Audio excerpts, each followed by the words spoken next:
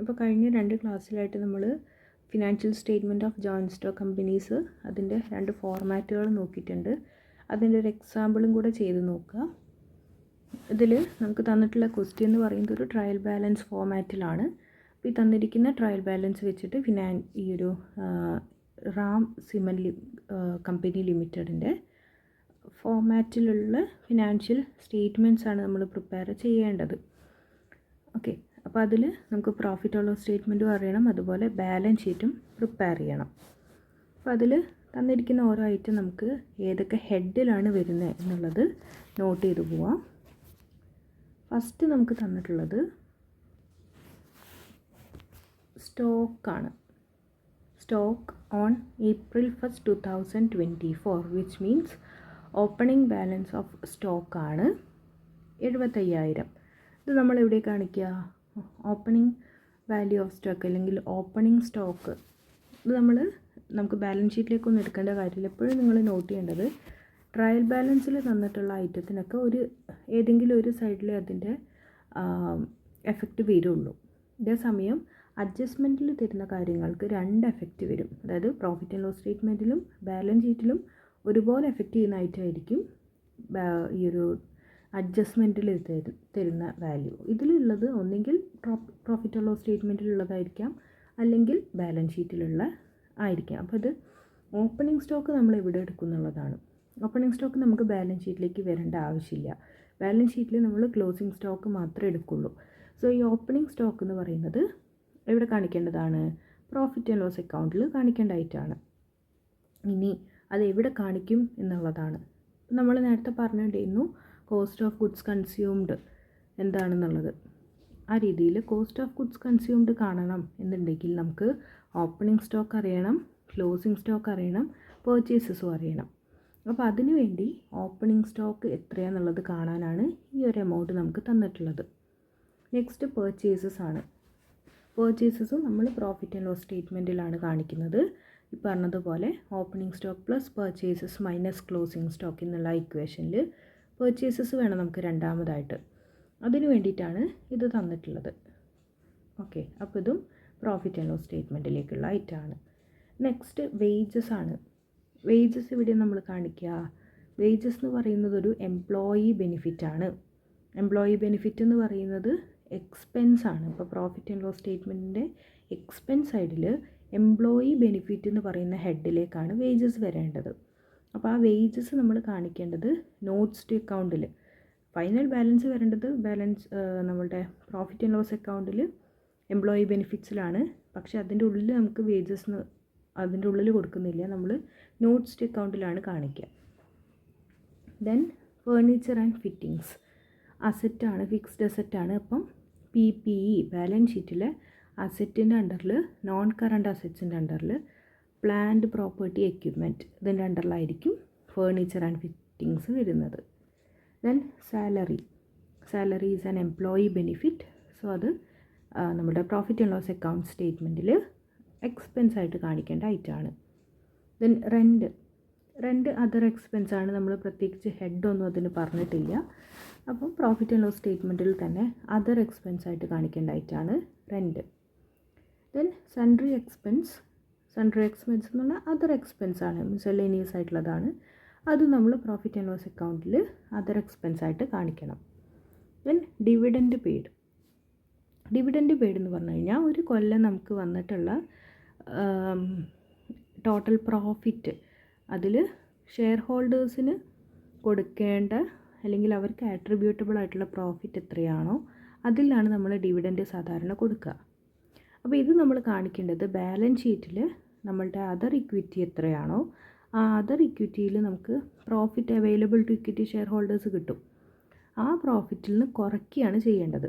അതല്ലാതെ ഡിവിഡൻഡ് എന്ന് പറയുന്നത് നമ്മൾ എക്സ്പെൻസ് ആയിട്ടല്ല ട്രീറ്റ് ചെയ്യേണ്ടത്. നമ്മളുടെ പ്രോഫിറ്റിൽ നിന്ന് നമ്മൾ മാറ്റുന്ന അല്ലെങ്കിൽ കൊടുക്കുന്ന ഒരു എമൗണ്ട് ആയിട്ടാണ് ട്രീറ്റ് ചെയ്യേണ്ടത്. അപ്പോൾ അത് ബാലൻസ് ഷീറ്റിൽ നമ്മളുടെ റിസർവ്സ് ആൻഡ് സർപ്ലസ് നിന്ന് എടുത്തു കൊടുക്കുന്നതായിട്ടാണ് നമ്മൾ ട്രീറ്റ് ചെയ്യേണ്ടത്. നെക്സ്റ്റ് ഡെറ്റേഴ്സ് ആണ്. ഡെറ്റേഴ്സ് എന്ന് പറയുമ്പോൾ എന്താണ്? നോർമലി നമ്മളുടെ ട്രേഡ് റിസീവബിൾസിൻ്റെ അണ്ടറിൽ വരുന്നതാണ്. ട്രേഡ് റിസീവബിൾ എന്ന് പറയുമ്പം നിങ്ങൾ നോൺ കറണ്ട് അസറ്റ്സിലും കറണ്ട് അസറ്റ്സിലും കണ്ടിട്ടുണ്ടെങ്കിലും ഒന്നും മെൻഷൻ ചെയ്യാത്ത സിറ്റുവേഷനിൽ നമ്മളതിനെ കറണ്ട് അസറ്റായിട്ടാണ് ട്രീറ്റ് ചെയ്യേണ്ടത്. ഇപ്പോൾ ഡെറ്റേഴ്സ് എന്ന് പറയുന്നത് ബാലൻസ് ഷീറ്റിൽ നമ്മളുടെ കറണ്ട് അസറ്റ്സിൻ്റെ അണ്ടറിൽ കാണിക്കേണ്ട ഐറ്റമാണ്. As in the head of എന്തായിരിക്കും ട്രേഡ് റിസീവബിൾസ്. ഇതിനൊക്കെ നമ്മൾ അഡ്ജസ്റ്റ്മെൻറ്റ് ഉണ്ടോ എന്നും കൂടെ ചെക്ക് ചെയ്യേണ്ടതുണ്ട്. ഒക്കെ നമ്മൾ മാർക്ക് ചെയ്ത് വെക്കുക. അപ്പോൾ ദെൻ നെക്സ്റ്റ് മെഷീനറി പറഞ്ഞാൽ PPEയിൽ വരുന്നതാണ്, ഫിക്സ്ഡ് അസറ്റാണ്. Then cash in hand and cash at bank, ഇത് രണ്ടും കറണ്ട് അസറ്റ്സ് ആണ്, ഫിനാൻഷ്യൽ അസറ്റ്സ് ആണ്. പിന്നുള്ളത് പാറ്റൻറ്റ് ആൻഡ് ട്രേഡ് മാർക്ക്. എന്തായിരിക്കും അത്? ഇൻടാഞ്ചിബിൾ ആയിട്ടുള്ള അസറ്റാണ്.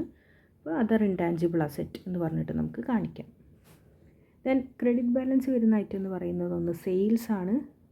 സെയിൽസ് എന്ന് പറയുമ്പം റവന്യൂ ഫ്രം ഓപ്പറേഷൻസ് എന്ന് പറയുന്ന ഹെഡിൽ വരേണ്ടതാണ്. റവന്യൂ ഫ്രം ഓപ്പറേഷൻ എന്ന് പറയുമ്പം പ്രോഫിറ്റ് ആൻഡ് ലോസ് സ്റ്റേറ്റ്മെൻറ്റിൻ്റെ ഫസ്റ്റ് വരുന്ന ഇൻകത്തിൽ ആദ്യം വരുന്നതാണ് റവന്യൂ ഫ്രം ഓപ്പറേഷൻ. അപ്പോൾ അതിൽ നമ്മൾ പറഞ്ഞു സെയിൽസ് നിന്ന് കിട്ടുന്ന ഇൻകം ആയിരിക്കും റവന്യൂ ഫ്രം ഓപ്പറേഷൻ. സോ ആദ്യത്തെ ഐറ്റം പ്രോഫിറ്റ് ആൻഡ് ലോസ് സ്റ്റേറ്റ്മെൻറ്റിലാണ്. രണ്ടാമത്തത് profit and loss statement as on 31st March 2024. Previous ഇയറത്തെ നമ്മളുടെ സർപ്ലസ് ആണ് തന്നിട്ടുള്ളത്. അത് നമ്മൾ കറണ്ട് ഇയർത്തെ സർപ്ലസിനോട് കൂടെ ആഡ് ചെയ്യാണ് ചെയ്യേണ്ടത്. Okay. Then share capital 1 lakh എന്ന് പറഞ്ഞു കഴിഞ്ഞാൽ ഇക്വിറ്റീൻ്റെ അണ്ടറിൽ വരുന്ന ഒരു ഐറ്റമാണ് share capital, equity share capital അവിടെ കാണിക്കണം ബാലൻസ് ഷീറ്റിൽ. പിന്നെ സൺട്രി ക്രെഡിറ്റേഴ്സ് അതെവിടെ കാണിക്കേണ്ടത്? ട്രേഡ് പേയബിൾസ് എവിടെ? ബാലൻസ് ഷീറ്റിൽ നമ്മുടെ കറണ്ട് ലൈബിലിറ്റീസിൻ്റെ അണ്ടറിൽ ട്രേഡ് പേയബിൾസ് ഉണ്ടായിരിക്കും, അതിൽ വരുന്ന ഐറ്റമാണ് sundry creditors. Then reserve fund other ഇക്വിറ്റിയാണ്, ബാലൻസ് ഷീറ്റിലെ നമ്മളുടെ ഇക്വിറ്റീൻ്റെ അണ്ടറിൽ വരുന്ന അതർ ഇക്വിറ്റി, ഇതായിരിക്കും റിസർവ് ഫണ്ട് എന്ന് പറയുന്നത്. പിന്നെ ഡിസ്കൗണ്ട് റിസീവ്ഡ് ആണ്. സെയിൽസ് അല്ലാതെ മറ്റേത് ഇൻകം റിസീവ് ചെയ്യുകയാണെങ്കിലും അതർ ഇൻകം എന്നായിരിക്കും നമ്മൾ ട്രീറ്റ് ചെയ്യുന്നത്. അപ്പോൾ ഇത് നമ്മുടെ പ്രോഫിറ്റ് ആൻഡ് ലോസ് സ്റ്റേറ്റ്മെൻറ്റിൽ അതർ ഇൻകം എന്ന് പറഞ്ഞ് കാണിക്കേണ്ട ഐറ്റമാണ്. ഓക്കെ, ഇത്ര നമ്മുടെ ട്രയൽ ബാലൻസിൻ്റെ അണ്ടറിൽ വരുന്നത്. ഇനി അത് കഴിഞ്ഞ് അഡ്ജസ്റ്റ്മെൻറ്റ് നോക്കുകയാണെങ്കിൽ ആദ്യം തന്നിരിക്കുന്നത് ക്ലോസിംഗ് സ്റ്റോക്കാണ്. അത് നമ്മൾ ആദ്യം നമ്മളുടെ പ്രോഫിറ്റ് ആൻഡ് ലോസ് സ്റ്റേറ്റ്മെൻറ്റിലെ എക്സ്പെൻസ് സൈഡിൽ കോസ്റ്റ് ഓഫ് മെറ്റീരിയൽ കൺസ്യൂംഡ് കാണുന്നതിന് വേണ്ടി opening stock plus purchases minus closing stock കാണുന്നതിന് വേണ്ടി പ്രോഫിറ്റ് ആൻഡ് ലോസ് സ്റ്റേറ്റ്മെൻറ്റിൽ കാണിക്കണം. അതുപോലെ ക്ലോസിംഗ് സ്റ്റോക്ക് എന്ന് പറയുന്നത് ബാലൻസ് ഷീറ്റിൽ നമ്മൾ കറണ്ട് അസറ്റ്സിൻ്റെ അണ്ടറിൽ ഇൻവെൻറ്ററീസിലും കാണിക്കേണ്ടതുണ്ട്. ഓക്കെ, നമ്മൾ പഴയ ഫോർമാറ്റിൽ ചെയ്യുന്നത് പോലെ തന്നെയാണ്, ഹെഡിൽ മാത്രമേ വ്യത്യാസം വരുന്നുള്ളൂ. ഇവിടെ നമ്മൾ സ്റ്റോക്ക് എന്നല്ല ഇൻവെൻറ്ററീസ് എന്നാണ് കാണിക്കുന്നത്. Then next depreciate fixed asset at 10%. അപ്പോൾ നമ്മൾ ബാലൻസ് ഷീറ്റ് പ്രിപ്പയർ ചെയ്യുമ്പം PPEൻ്റെ അണ്ടറിൽ നമുക്ക് ഫേർണിച്ചർ ആൻഡ് ഫിറ്റിങ്സ് ഉണ്ടായിരിക്കും, പിന്നെ മെഷീനറി ഉണ്ടായിരിക്കും, അതുപോലെ patent and trade mark intangible അസറ്റ്സും ഉണ്ടായിരിക്കും. ഇതൊക്കെ ഫിക്സഡ് അസറ്റ് തന്നെയാണ്. ഈ പറഞ്ഞിരിക്കുന്ന 3 ഐറ്റം കാണുമ്പോഴും അതിലൊക്കെ 10% ഡിപ്രിസിയേഷൻ കുറച്ചിട്ട് വേണം നമ്മൾ കാണിക്കാൻ. ഇനി ഈ 3 എണ്ണത്തിൻ്റെ ഡിപ്രിസിയേഷൻ ടോട്ടൽ ചെയ്തിട്ട് നമ്മളതിനെ പ്രോഫിറ്റ് ആൻഡ് ലോസ് സ്റ്റേറ്റ്മെൻറ്റിൽ എക്സ്പെൻസ് സൈഡിൽ ഡിപ്രിസിയേഷൻ ആൻഡ് അമോർട്ടൈസേഷൻ എന്ന് പറയുന്ന ഹെഡിൽ കാണിക്കുകയും വേണം. ഓക്കെ. ദെൻ മൂന്നാമത്തെ adjustment make provision for income tax at the rate of 50% ആണ്. അപ്പോൾ ഓരോന്നിനും 2 എഫക്റ്റ് എവിടേക്കാണ് വരുന്നത് എന്നുള്ളതാണ് നിങ്ങൾ നോട്ട് ചെയ്യേണ്ടത്. ഇൻകം ടാക്സ് നമ്മൾ കാണുന്നതിൻ്റെ മുകളിലായിരിക്കും, പ്രോഫിറ്റിൻ്റെ മുകളിലാണ്. പ്രോഫിറ്റ് നമുക്ക് എവിടെ നിന്നാണ് കിട്ടുക? പ്രോഫിറ്റ് ആൻഡ് ലോസ് സ്റ്റേറ്റ്മെൻറ്റിലേക്കും കിട്ടുക. അപ്പോൾ ടോട്ടൽ ഇൻകത്തിൽ നിന്ന് ടോട്ടൽ എക്സ്പെൻസുകൾ ലെസ് ചെയ്താൽ നമുക്ക് പ്രോഫിറ്റ് ബിഫോർ ടാക്സ് എത്ര എന്നുള്ളത് കിട്ടും. അതിൻ്റെ മുകളിൽ 50% നമ്മൾ ടാക്സ് കണ്ടു കഴിഞ്ഞാൽ നമ്മുടെ ടാക്സ് എമൗണ്ട് എത്രയാണെന്നുള്ളത് പ്രോഫിറ്റ് ആൻഡ് ലോസ് സ്റ്റേറ്റ്മെൻറ്റിൽ കിട്ടും. അത് നമ്മളുടെ പ്രോഫിറ്റ് ബിഫോർ ടാക്സ് എന്ന് കുറച്ച് കഴിഞ്ഞാൽ പ്രോഫിറ്റ് ആഫ്റ്റർ ടാക്സ് നമുക്കവിടെ കിട്ടും. ഇനി ഈ കിട്ടിയിരിക്കുന്ന ടാക്സ് എമൗണ്ട് പ്രൊവിഷൻ ആയിരിക്കും. ഇത് കണ്ടില്ലേ, പ്രൊവിഷൻ ഫോർ ഇൻകം ടാക്സ് ആണ്. അപ്പോൾ ഈ പ്രൊവിഷൻ എന്ന് പറയുന്നത് നമ്മൾ ഇവിടെ കാണിക്കണം, ബാലൻസ് ഷീറ്റിൽ കറണ്ട് ലയബിലിറ്റീസിൻ്റെ അണ്ടറിൽ പ്രൊവിഷൻ എന്ന് പറഞ്ഞിട്ട് കാണിക്കണം. ഓക്കെ, അപ്പോൾ അതിൻ്റെ 2 എഫക്റ്റ്. ഇത്രയാണ് നമുക്കിതിൽ പ്രിപ്പയർ ചെയ്യാനുള്ളത്. ഇനി നോക്കുക, ഇതിൻ്റെ ആൻസർ നോക്കുക. ഈ പറഞ്ഞതുപോലെ തന്നെ ബാലൻസ് ഷീറ്റ് പ്രിപ്പയർ ചെയ്യുമ്പോൾ നമ്മൾ ആദ്യം നമുക്ക് പ്രോഫിറ്റ് ആൻഡ് ലോസ് സ്റ്റേറ്റ്മെൻറ്റ് നോക്കാം. പ്രോഫിറ്റ് ആൻഡ് ലോസ് സ്റ്റേറ്റ്മെൻറ്റിൽ റവന്യൂ ഫ്രം ഓപ്പറേഷൻ, അതിൽ നമ്മൾ സെയിൽസിൻ്റെ എമൗണ്ട് എഴുതി, പിന്നെ അതർ ഇൻകത്തിൽ ഡിസ്കൗണ്ട് റിസീവ്ഡ് ഉണ്ട്, അതിൻ്റെ എമൗണ്ട് എഴുതി ടോട്ടൽ ഇൻകം കിട്ടി. ദെൻ എക്സ്പെൻസുകൾ എഴുതുന്ന സമയത്ത് അതിൽ നമ്മൾ പർച്ചേസസും, ഇതിലിപ്പോൾ നമ്മൾ രണ്ടാമത്തെ രീതിയിലാണ് കാണിച്ചിട്ടുള്ളത്, അതായത് പർച്ചേസസും ചേഞ്ച് ഇൻ ഇൻവെൻറ്ററീസും ആയിട്ട്. പർച്ചേസസ് 2,45,000 തന്നിട്ടുണ്ട്. പിന്നെ ചേഞ്ച് ഇൻ ഇൻവെൻറ്ററി എന്ന് പറയുമ്പോൾ ഓപ്പണിംഗ് സ്റ്റോക്ക് 75,000, ക്ലോസിംഗ് സ്റ്റോക്ക് 82,000 ആണ്. ഇപ്പോൾ നമ്മൾ closing stock minus opening stock 7,000, അതായത് ഓപ്പണിംഗ് സ്റ്റോക്ക് 75,000 ഉണ്ടായിരുന്നുള്ളൂ, അത് ക്ലോസിംഗ് ആകുമ്പോഴത്തേക്കും 82,000 രൂപയായിട്ട് കൂടി. അപ്പോൾ ഒരു 7,000 രൂപേൻ്റെ എക്സസ് അവിടെ വന്നിട്ടുണ്ട്, കൂടുതലായിട്ട് ഉപയോഗിച്ചിട്ടുണ്ട്. അപ്പോൾ അതുകൊണ്ടാണ് ഇത് നെഗറ്റീവ് ഫിഗറായിട്ട് അവിടെ കാണിച്ചിട്ടുള്ളത്. ഓപ്പണിംഗ് സ്റ്റോക്കിനേക്കാൾ കൂടുതലാണ് ക്ലോസിംഗ് സ്റ്റോക്ക് എങ്കിൽ എക്സ്ട്രാ നമ്മൾ ഉപയോഗിച്ചു എന്നാണ് അവിടെ പറയുന്നത്, അല്ലെങ്കിൽ പർച്ചേസ് ചെയ്തു എന്നാണ് പറയുന്നത്. അതുകൊണ്ട് ഇതൊരു നെഗറ്റീവ് വാല്യൂ ആയിട്ട് അവിടെ കാണിച്ചതാണ്. അപ്പോൾ 2,45,000 മൈനസ് 7,000 എന്ന് പറയുമ്പം നെറ്റ് എമൗണ്ട് 2,38,000 കിട്ടും. ഇത് തന്നെയായിരിക്കും നമ്മൾ ഈ ഒരു കോസ്റ്റ് ഓഫ് മെറ്റീരിയൽ കൺസ്യൂംഡ് കാണുകയാണെങ്കിലും കിട്ടുക. അവിടെ നമ്മൾ എന്താ ചെയ്യേണ്ടത്?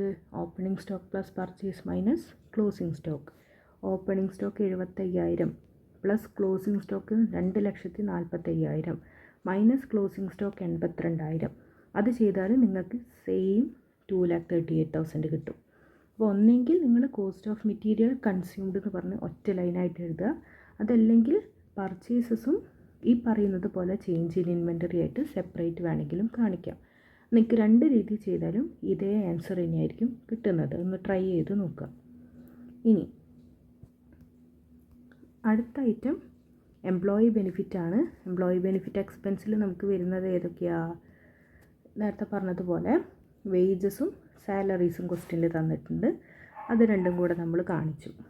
പിന്നുള്ളത് ഫിനാൻസ് കോസ്റ്റാണ്, അത് ക്വസ്റ്റ്യനിലൊന്നും തന്നിട്ടില്ല. ഇൻട്രസ്റ്റ് പെയ്ഡ് എന്ന് പറഞ്ഞിട്ട് തരികയാണെങ്കിൽ അത് നമുക്ക് ഫിനാൻസ് കോസ്റ്റിൽ കാണിക്കാം. Next depreciation and amortisation expense ആണ്. അത് നമുക്ക് എങ്ങനെയാണ് കിട്ടുക?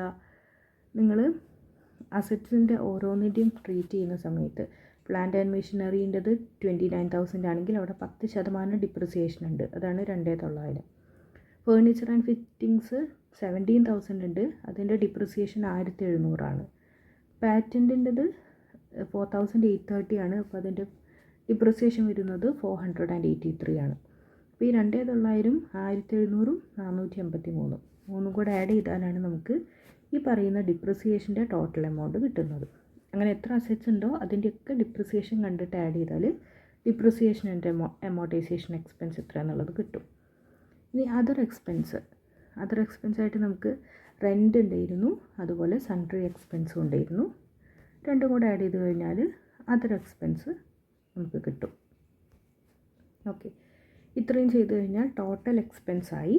ഇനി നമ്മൾ ടോട്ടൽ ഇൻകത്തിൽ നിന്ന് ടോട്ടൽ എക്സ്പെൻസ് ലെസ് ചെയ്ത് കഴിഞ്ഞാൽ പ്രോഫിറ്റ് ബിഫോർ ടാക്സ് കിട്ടി. ദെൻ ടാക്സ് ക്വസ്റ്റ്യനിൽ പറഞ്ഞിട്ടുണ്ട് make provision for 50% of tax എന്ന് പറഞ്ഞിട്ടുണ്ട്. അപ്പോൾ ഈ കിട്ടിയിരിക്കുന്ന എമൗണ്ടിൻ്റെ 50% കാണാം. ഇതാണ് ആ കൊല്ലത്തെ ടാക്സ് എന്ന് പറയുന്നത്. അതിന് ടാക്സ് കൊടുക്കുന്നതല്ല, ടാക്സിന് വേണ്ടി നമ്മൾ മാറ്റി വയ്ക്കുന്ന എമൗണ്ട് പ്രൊവിഷൻ എന്ന് പറയുന്നത്. ഓക്കെ, അപ്പോൾ ഈ കിട്ടിയിരിക്കുന്ന ടാക്സ് പ്രോഫിറ്റ് ബിഫോർ ടാക്സ് നിന്ന് പ്രൊവിഷൻ ഫോർ ടാക്സ് ലെസ് ചെയ്ത് കഴിഞ്ഞാൽ നമുക്ക് ആഫ്റ്റർ ടാക്സ് ആയിട്ടുള്ള പ്രോഫിറ്റിൻ്റെ എമൗണ്ട് കിട്ടും. അതാണ് നമ്മളുടെ profit and loss statement prepare ചെയ്യുന്നത്. വളരെ സിമ്പിളാണ്. ഇനി ബാലൻസ് ഷീറ്റ് നോക്കുകയാണെന്നുണ്ടെങ്കിൽ നമ്മൾ പറഞ്ഞതുപോലെ അസറ്റ്സും അതിന് നമ്മൾ non current assets and current assets ആയിട്ട് ക്ലാസിഫൈ ചെയ്യുന്നുണ്ട്. നോൺ കറണ്ട് അസറ്റ്സിൽ നമുക്ക് പ്രോപ്പർട്ടി പ്ലാന്റ് ആൻഡ് എക്യുപ്മെൻറ്റ് അറിയണം. അപ്പോൾ അത് നമ്മൾ നോട്ട്സിൽ കാണിക്കുക, ഏതൊക്കെ അസറ്റ്സ് ഉണ്ടോ അതിൽ നിന്നൊക്കെ ഡിപ്രിസിയേഷൻ കുറച്ച് നമുക്ക് കിട്ടിയിരിക്കുന്ന പ്രോപ്പർട്ടി പ്ലാന്റ് ആൻഡ് എക്യുപ്മെൻറ്റ്. ഇവിടെ നമുക്ക് മെഷീനറി അതുപോലെ ഫേർണിച്ചർ ആൻഡ് ഫിറ്റിങ്സ് ആണുള്ളത്. രണ്ടും കൂടെ ആഡ് ചെയ്ത് കഴിഞ്ഞാൽ നമുക്ക് എത്രയാണ് പി എന്നുള്ളത് കിട്ടും, അത് എഴുതുക.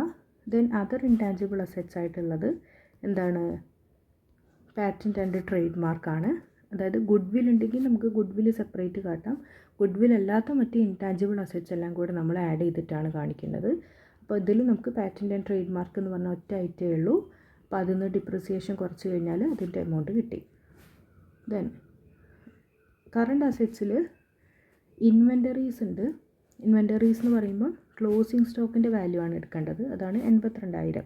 അപ്പോൾ നോട്ട്സിൽ നമ്മൾ കാണിക്കുക ഇൻവെൻറ്ററീസ്, എന്ന് പറഞ്ഞു കഴിഞ്ഞാൽ സ്റ്റോക്കാണ് 82,000. പിന്നെ ഫിനാൻഷ്യൽ അസറ്റ്സ് എന്ന് പറയുമ്പോൾ അതിൽ കാണിക്കേണ്ട ഐറ്റം നമുക്ക് തന്നിരിക്കുന്ന ഇൻഫർമേഷൻ അനുസരിച്ച് ഇതിൽ ട്രേഡ് റിസീവബിൾസും ക്യാഷ് ആൻഡ് ക്യാഷ് ഇക്വിവാലൻസും ആണ് ഉള്ളത്. ട്രേഡ് റിസീവബിൾസ് എന്ന് പറഞ്ഞു കഴിഞ്ഞാൽ അതിൽ കൊടുക്കേണ്ടത് ഡെപ്റ്റേഴ്സിൻ്റെ എമൗണ്ട് ആണ്. ക്യാഷ് ആൻഡ് ക്യാഷ് ഇക്വിവാലൻ്റ് എന്ന് പറഞ്ഞാൽ നമുക്ക് ക്വസ്റ്റ്യനിൽ ക്യാഷ് ഇൻ ഹാൻഡും ക്യാഷ് അറ്റ് ബാങ്കും തന്നതുകൊണ്ട് രണ്ടും കൂടെ ആഡ് ചെയ്താൽ ക്യാഷ് ആൻഡ് ക്യാഷ് ഇക്വിവാലൻ്റ് കിട്ടും. അപ്പോൾ ഇത് രണ്ടും കാണിക്കാം. ടോട്ടൽ അസറ്റ്സ് എത്ര എന്നുള്ളത് കാൽക്കുലേറ്റ് ചെയ്യാം. ദെൻ ഇക്വിറ്റി ആൻഡ് ലൈബിലിറ്റീസ് ആണ് അടുത്ത പോർഷൻ. അതിൽ ഇക്വിറ്റിയിൽ തന്നെ നമ്മൾ ഷെയർ ക്യാപിറ്റൽ കാണിക്കണം. ഷെയർ ക്യാപിറ്റൽ ക്വസ്റ്റ്യനിൽ തന്നിട്ടുണ്ട് 1 lakh ആണ്. ഓക്കെ, അതെഴുതുക. ദെൻ അതർ ഇക്വിറ്റി, അതിൽ നമ്മൾ റിസർവ്സ് ആൻഡ് സർപ്ലസും പിന്നെ പ്രോഫിറ്റ് ആൻഡ് ലോസ് സ്റ്റേറ്റ്മെൻറ്റിൻ്റെ ബാലൻസുകളാണ് എടുക്കേണ്ടത്. റിസർവ്സ് ആൻഡ് സർപ്ലസിൽ 15,500 ഉണ്ട്. അതും പിന്നെ നമ്മളുടെ കഴിഞ്ഞ കൊല്ലത്തെ നമ്മളുടെ എമൗണ്ട് എത്രയാണെന്ന് തന്നിട്ടുണ്ട്. പ്രോഫിറ്റിൻ്റെ എമൗണ്ട് ഇതാ, കഴിഞ്ഞ കൊല്ലത്തെ നമ്മളുടെ പ്രോഫിറ്റിൻ്റെ ബാലൻസ് 15,030 രൂപ നമുക്ക് അവൈലബിൾ ആണ്. ഓക്കെ, അപ്പോൾ അതിനോട് കൂടി ഇക്കൊല്ലത്തെ പ്രോഫിറ്റ് ആഡ് ചെയ്താൽ നമുക്ക് total profit for the year എത്രയെന്നുള്ളത് കിട്ടും. അപ്പോൾ കഴിഞ്ഞ കൊല്ലത്തെ 15,030ൻ്റെ കൂടെ ഇക്കൊല്ലം നമുക്ക് പ്രോഫിറ്റ് ബാലൻസ് കിട്ടിയിരിക്കുന്നത് 21,208 അതും കൂടെ ആഡ് ചെയ്ത് കഴിഞ്ഞാൽ നമുക്ക് ടോട്ടൽ പ്രോഫിറ്റ് എത്രയെന്നുള്ളത് കിട്ടും. ഇനി ഇത് യൂസ് ചെയ്തിട്ട് നമ്മൾ ഡിവിഡൻഡ് പേ ചെയ്തിട്ടുണ്ടെങ്കിൽ ആ ഡിവിഡൻറ്റിൻ്റെ എമൗണ്ട് നമ്മളിവിടെ ലെസ് ചെയ്ത് കാണിക്കണം. അതാണ് ഇവിടെ ക്വസ്റ്റ്യന് തന്നിട്ടുണ്ട് ഡിവിഡൻഡ് പെയ്ഡ്. ആ ഡിവിഡൻഡ് പെയ്ഡ് നമ്മൾ ലെസ് ചെയ്തു. അപ്പോൾ നമുക്ക് എത്രയാണോ നമ്മളുടെ റിസർവ്സ് ആൻഡ് സർപ്ലസും പ്രോഫിറ്റ് ആൻഡ് ലോസ് സ്റ്റേറ്റ്മെൻറ്റും കൂടിയായിട്ട് നമുക്ക് അതർ ഇക്വിറ്റിയിലേക്ക് വേണ്ട എമൗണ്ട് അത് കിട്ടും. അതാണ് ഇവിടെ കാണിച്ചിട്ടുള്ള എമൗണ്ട്. ദെൻ നോൺ കറൻറ്റ് ലൈബിലിറ്റീസിൽ നമുക്ക് വേറെ ഐറ്റം തന്നിട്ടില്ല. കറൻറ്റ് ലൈബിലിറ്റീസ് എന്ന് പറയുമ്പോൾ അതിൽ ഫിനാൻഷ്യൽ ലൈബിലിറ്റീസ് ഉണ്ട്. അതായത് ട്രേഡ് പേയബിൾസ് ആയിട്ട് ക്രെഡിറ്റേഴ്സിൻ്റെ എമൗണ്ട് തന്നിട്ടുണ്ട്. അതുപോലെ പ്രൊവിഷൻ നമ്മളിപ്പം പ്രോഫിറ്റ് ഉള്ള സ്റ്റേറ്റ്മെൻറ്റ് ഉണ്ടാക്കിയാലേ കിട്ടുള്ളൂ. 21,250 ഇത് കാണിക്കാം. Okay, then total liability, equity and ലൈബിലിറ്റിയും ടോട്ടൽ അസറ്റും ഈക്വൽ ആയിരിക്കും. ഓക്കെ, അപ്പോൾ ഇത്രയും സിമ്പിളാണ്. പ്രോഫിറ്റ് ആൻഡ് ലോസ് സ്റ്റേറ്റ്മെൻറ്റ് ഉണ്ടാക്കുക, ബാലൻസ് ഷീറ്റ് ഉണ്ടാക്കുക, ഇതിൻ്റെയൊക്കെ നോട്ട്സ് നമ്മൾ സെപ്പറേറ്റ് ആയിട്ട് കാണിക്കാം. ഇത്രയും നമുക്ക് ഈ ഒരു ചാപ്റ്ററിൽ മെയിനായിട്ട് ഫോക്കസ് ചെയ്ത് പഠിക്കേണ്ടതുള്ളൂ. ഇതിൽ നമ്മൾ ഓരോ ഐറ്റം ഏതൊക്കെ ഹെഡിൽ വരുന്നു എന്നുള്ളത് പഠിച്ചു വെക്കേണ്ട കാര്യം മാത്രമേ ഉള്ളൂ. ഫോർമാറ്റൊക്കെ വളരെ ഈസിയാണ്. ഓക്കെ.